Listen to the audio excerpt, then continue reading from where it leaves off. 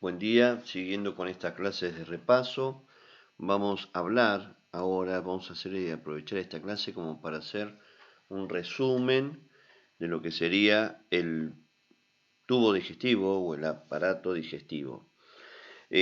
Acá tenemos a nuestro esquema, ¿sí? Vamos a agrandar. ¿eh? Uno sabe que el aparato digestivo tiene una distribución que va desde la boca hasta lo que sería el ano.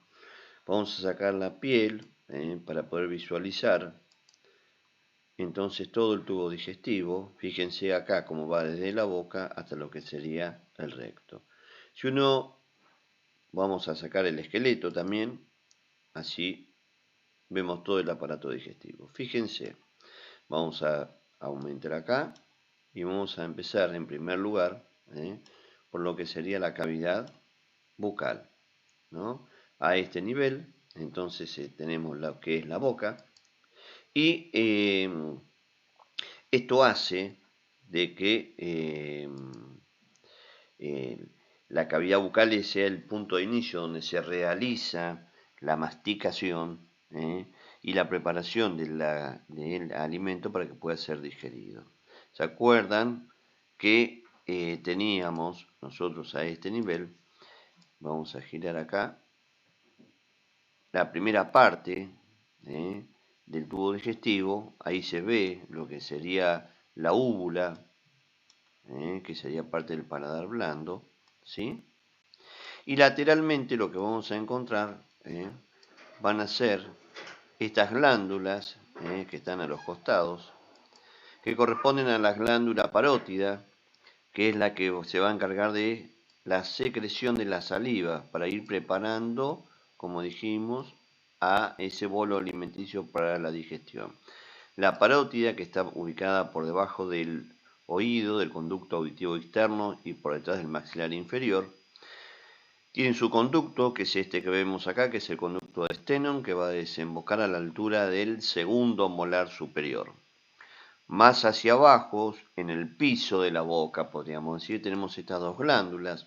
Esta que es la glándula de Wharton, la glándula submaxilar, que su conducto es el conducto de Wharton, y la glándula sublingual, que ambas van a terminar a cada lado del frenillo de la lengua. Por lo tanto, tenemos tres glándulas salivales.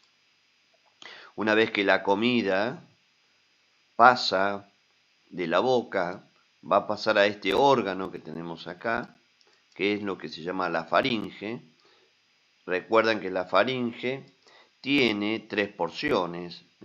Una porción que corresponde a la rinofaringe, que estaría a este nivel, una porción que corresponde a la orofaringe y la última porción que corresponde a la laringofaringe. Acá vemos la orofaringe, ¿por qué? Porque estamos hablando pura y exclusivamente del aparato digestivo. Esta división que yo les mencioné de la faringe, que es un órgano músculo membranoso que no tiene una cara anterior propia. Recuerden que la cara anterior está dada por los distintos sectores por donde va pasando, o sea, por las fosas nasales, por la boca y hacia adelante en la parte inferior con lo que sería la laringe. Acá vemos la laringe con las cuerdas vocales correspondientes, ¿sí? Entonces esta es la estructura cartilaginosa que va a formar el órgano de la fonación.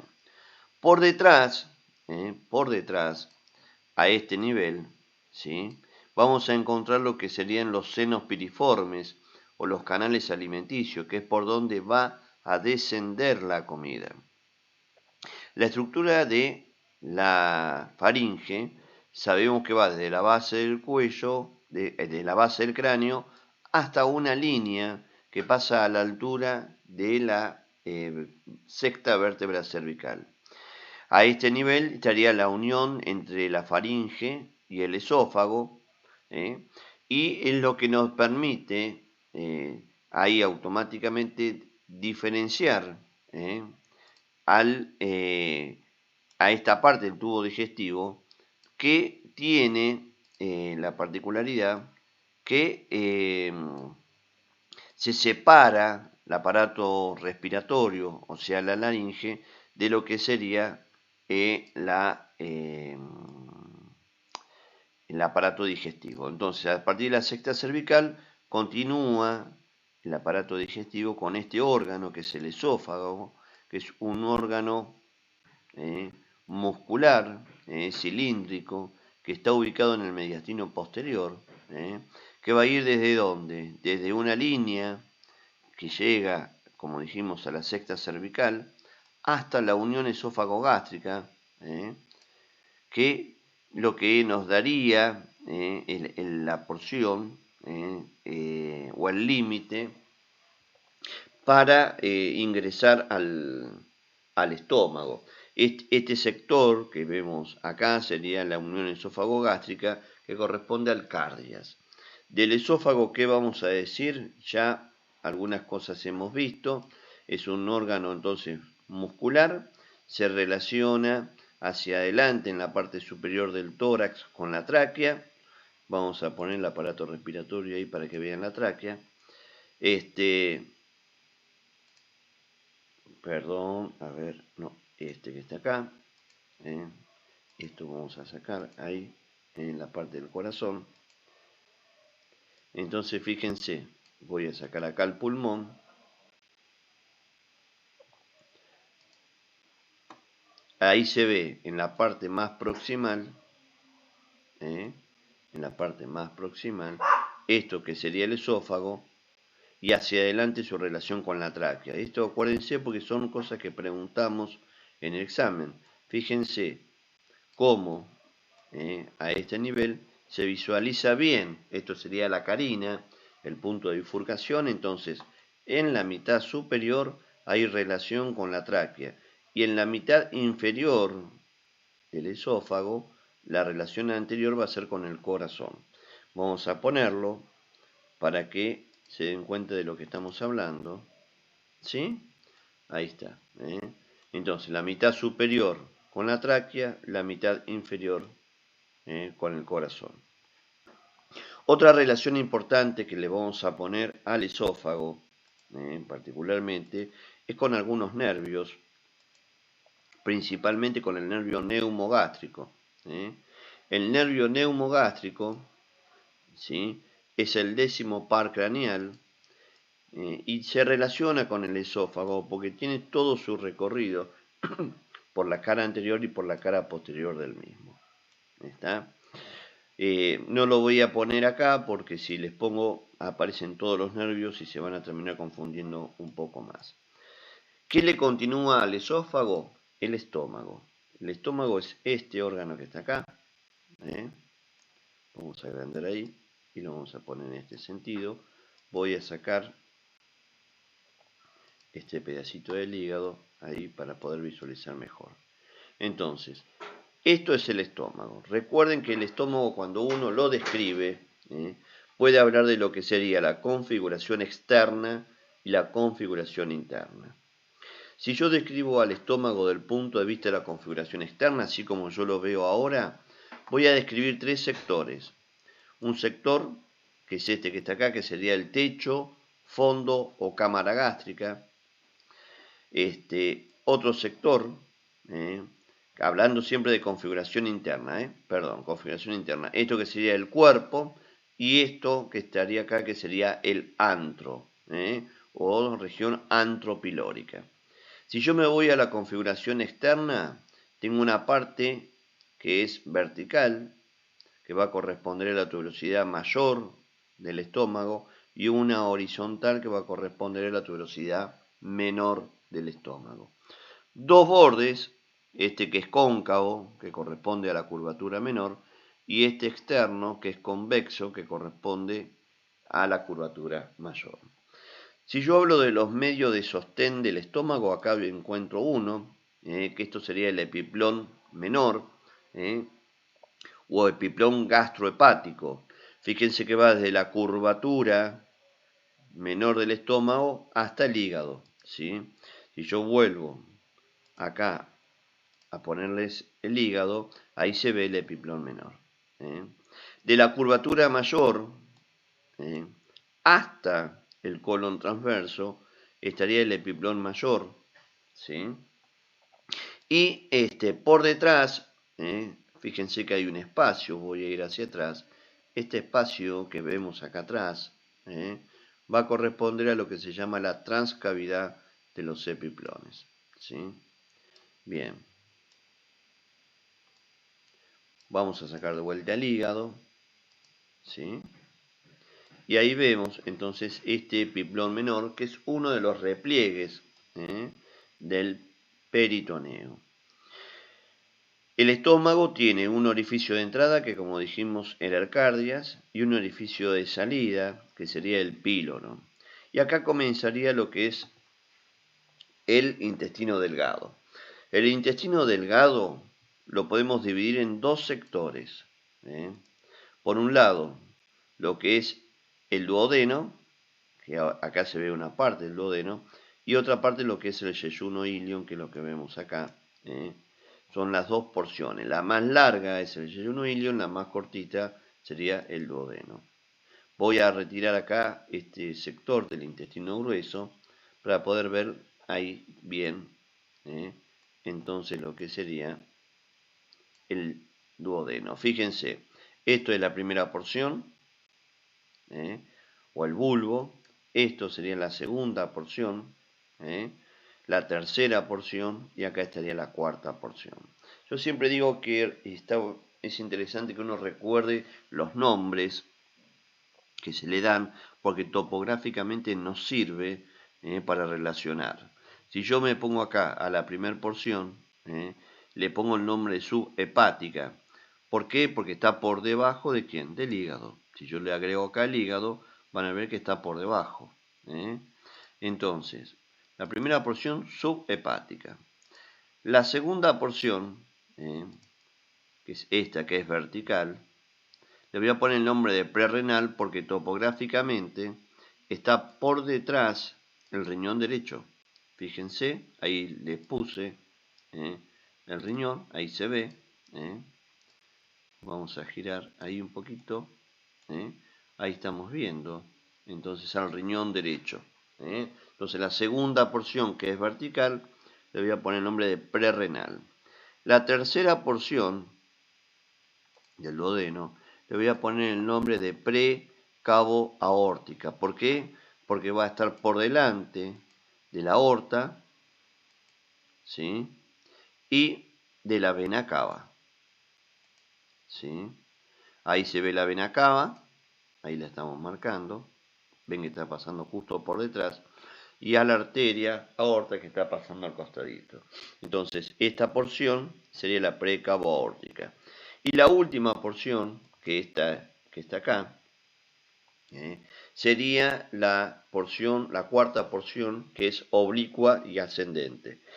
Y justo a este nivel vamos a encontrar lo que se llama el ángulo de Treis o ángulo duodeno-yeyunal. Por lo tanto, el duodeno va a terminar en la primera porción del intestino delgado en el ángulo duodeno-yeyunal o ángulo de Treis. Tengan en cuenta que este ángulo es el punto de reparo para hablar del tubo digestivo alto, del tubo digestivo bajo. Entonces, acá, ahí estaría el ángulo duodeno-yeyunal. Esto sería la tercera porción del duodeno, esta es la segunda porción y esta sería la primera porción. Tengan en cuenta que esto está en relación a la columna, que también le podemos dar una ubicación. La primera porción está a la altura de lo que sería la primera vértebra lumbar, la segunda porción va de la primera lumbar hasta la cuarta, la tercera porción está a la altura de la cuarta lumbar y la cuarta porción, que es oblicuo ascendente, va desde la cuarta hasta la tercera porción del duodeno. Bien, voy a sacar la parte vascular porque la vamos a ver después, ¿sí? Y vamos a seguir con la estructura del tubo digestivo. Ya mencionamos la primera parte del tubo digestivo, del intestino delgado, que era el duodeno, y lo que nos corresponde ahora es hablar de esto, que vemos acá, que es lo que sería el yeyuno y el ilion.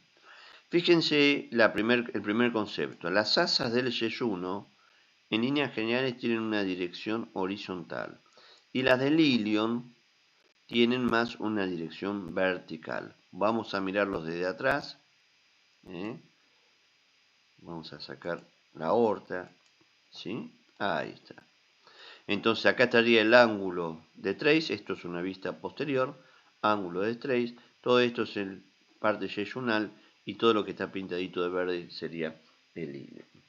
Otra cosa que a veces preguntamos nosotros, ¿cómo nos damos cuenta entre un sector del intestino delgado y del intestino grueso? Si yo miro acá, esto es un sector del intestino grueso, este intestino o esta parte tiene tres cosas que no tiene el delgado. ¿Cuáles son? La primera es que tiene estas abollonaduras o austras, que dan como un aspecto abollonado al intestino grueso. La segunda es la presencia de estas tiras que uno observa acá, que se llaman tenias, ¿sí? O cintas colónicas. Y por último, que acá no se visualizan, aparecerían como unas pelotitas de grasa que se llaman apéndices epiploicos. Entonces, las tres cosas que tiene el intestino grueso que no tiene el delgado son estas tres cosas. Austras, tenias y los apéndices epiploicos. La otra diferencia que hay es que el yeyuno lo que forma que es asas. Por eso uno habla de esta disposición, asas. ¿Cuál es el medio de sostén del yeyuno ilion? Lo que uno conoce como el mesenterio. Está el mesenterio. Bien, quiero ver si puedo ubicarles acá al mesenterio, a ver si esto me permite.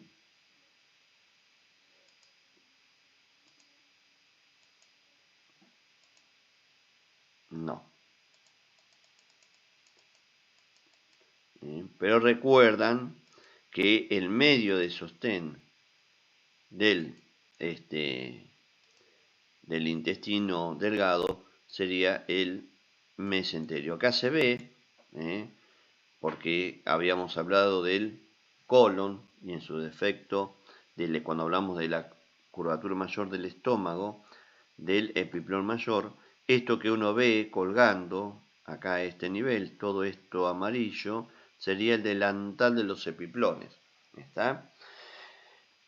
Que ahora yo lo voy a retirar para poder visualizar bien el resto del tubo digestivo. Entonces, hablamos del estómago, intestino delgado con la primera porción del duodeno, segunda porción del intestino delgado con lo que es el yeyuno y lo que es el ilion, y este ilion va a terminar en lo que se llama la válvula iliocecal.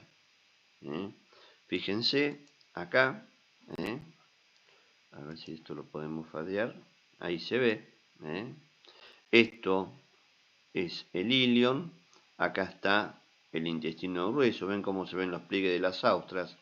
Entonces esto es la válvula iliocecal, o válvula de Bowling, ¿sí? Entonces vamos a subir un poquito, ahí está.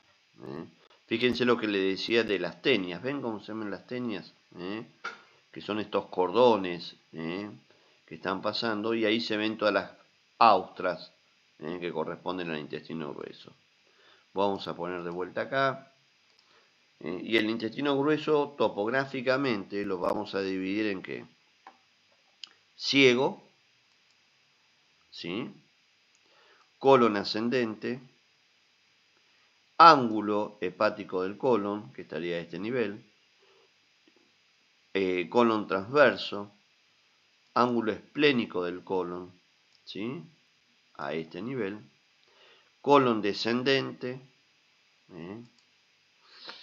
colon sigmoideo, voy a sacar esta parte para que podamos ver, ahí lo vemos completo en el intestino grueso, entonces tengo, vamos a agregarle, miren, así queda, ciego, colon ascendente, ángulo esplénico del colon, colon transverso, ángulo esplénico del colon, colon descendente,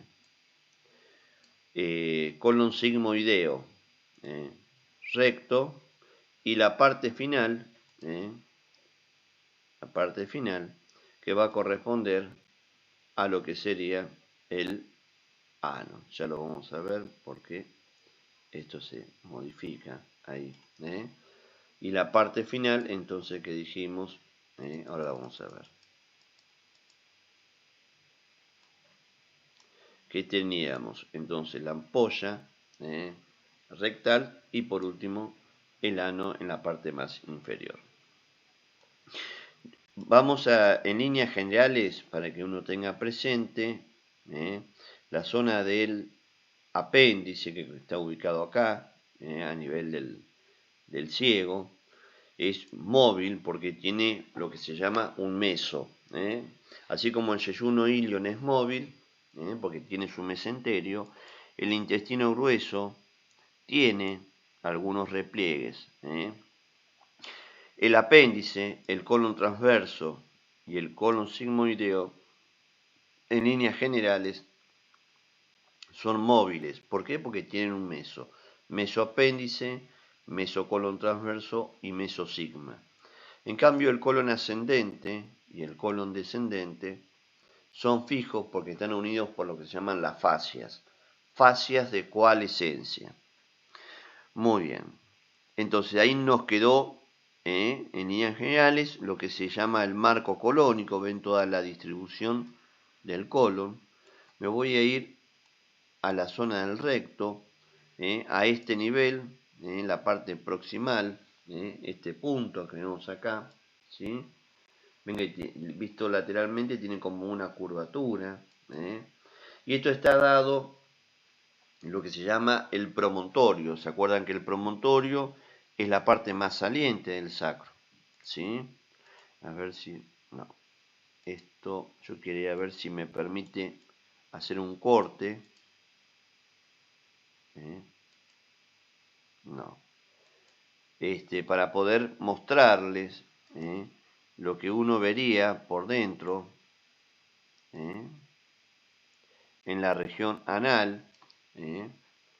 Pero bueno, lo que vamos a tener presente es que en el ano estarían lo que serían los esfínteres. ¿Cuántos esfínteres hay? Dos, uno externo y otro interno, que uno sería el voluntario y otro sería el involuntario. El voluntario es el externo, el involuntario es el interno. Entonces, esto sería en líneas generales el tubo digestivo. Glándulas anexas al tubo digestivo, mencionamos al principio a las glándulas salivales. Otra glándula que debemos mencionar es esta que está acá, que es el hígado. El hígado es una glándula mixta. ¿Por qué? Porque sus secreciones van tanto al torrente sanguíneo como a la luz intestinal. El hígado, ¿sí? Vamos a sacar el resto, nos quedamos ahí. El hígado está formado principalmente por dos lóbulos, el lóbulo izquierdo y el lóbulo derecho. Normalmente nosotros lo estudiamos siempre por la cara inferior. Vamos a ponerlo así. Fíjense cómo lo levanté yo. ¿Ven? Esta es la posición normal del hígado. Yo lo que voy a hacer es mirar la cara anteroinferior. ¿Sí? Y en esta cara anteroinferior uno ve acá que se describe como una letra H, donde hay un surco anterior derecho, ¿sí? Este que está acá, surco anterior derecho, un surco posterior derecho, un surco anterior izquierdo, un surco posterior izquierdo y un surco transverso. Esto es lo que sería la H, como dijimos recién. En este surco anterior derecho, a este nivel, lo que vamos a encontrar es la fosa cística, donde estaría ahí la vesícula biliar. La vesícula biliar. El surco posterior derecho va a corresponder a lo que sería la vena cava inferior. El surco anterior izquierdo va a corresponder al ligamento redondo, que es uno de los medios de sostén del hígado, y el surco posterior izquierdo corresponde al conducto de Arancio, que es un vestigio embrionario. ¿Está? Y el surco transverso, que desde el punto de vista funcional sería el más importante, porque es donde está el hilio del hígado, donde está el hilio del hígado. El hilio del hígado es donde va a desembocar el pedículo hepático, que va a estar formado por la vena porta, la arteria hepática y la vía biliar extrahepática. ¿Sí? Voy a retirar las flechitas porque les voy a poner algo de lo que nosotros describimos como la división del hígado. El hígado se divide en segmentos.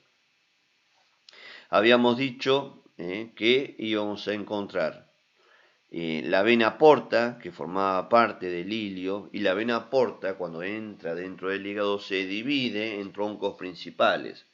Entonces normalmente usamos nosotros lo que se llama la segmentación portal. ¿Y qué dice? Esto va en sentido contrario de las agujas del reloj y se divide en 8 segmentos. Segmento 1, 2, 3, 4, 5, 6 y 7. El octavo no se ve por esta cara, se ve por la cara dorsal. Entonces fíjense cómo acá hablamos de la división del hígado en el sentido contrario de las agujas del reloj. El segmento 1 es el lóbulo de Spiegel. El número 4 es el lóbulo cuadrado. Esto sería el lóbulo izquierdo y esto sería el lóbulo derecho. En líneas generales, cuando uno habla de los lóbulos del hígado, inicialmente son dos, derecho e izquierdo. Si yo cuento la división de estos como van, puedo hacer la división en 8 segmentos. Por un lado, y en lóbulos, contando a estos dos, al 1 y al 4 como lóbulos, le pongo 4. Entonces me quedaría lóbulo izquierdo, lóbulo Spiegel, lóbulo cuadrado y el lóbulo derecho. ¿Para qué me sirve la división topográfica de los segmentos? Para topográficamente visualizar mejor las lesiones hepáticas.